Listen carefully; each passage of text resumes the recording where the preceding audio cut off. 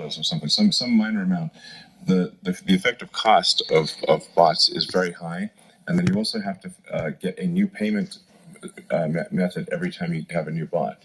So that actually, the constraint of how many different credit cards you can find even on the dark web or whatever, and then so prioritizing posts that are written by basically ex-premium subscribers.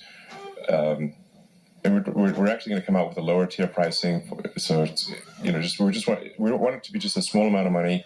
This is and it's a longer discussion, but in my view, this is actually the only defense against vast armies of bots. Because as the AI gets very good, it's actually able to pass these sort of capture tests better than humans. In fact, one of the ways you might say, like, wait a second, this passing the test too fast.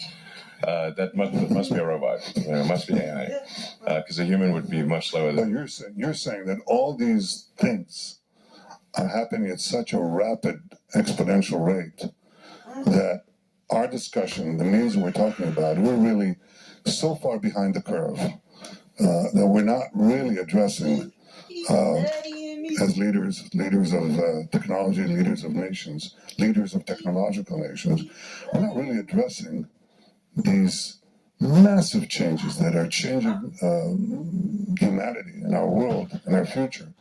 Not in the future, it's right now. And we're not dealing with it. And I'm coming here to talk about what we do because, nobody's done it before. Usually, I'm a fairly, I don't want to say I'm a lazy reformer. I have helped reform time.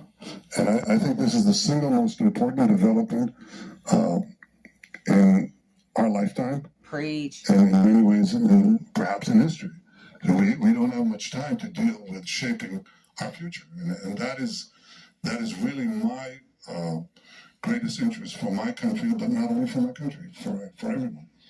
I couldn't agree more. Actually, I guess before we bring the other participants on, speaking of Israel,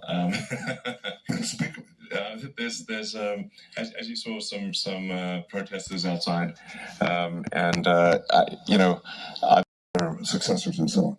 Now, this idea sort of ambled its way through the Middle Ages and was soundly rejected in modern times, first by John Locke and then Montesquieu, and then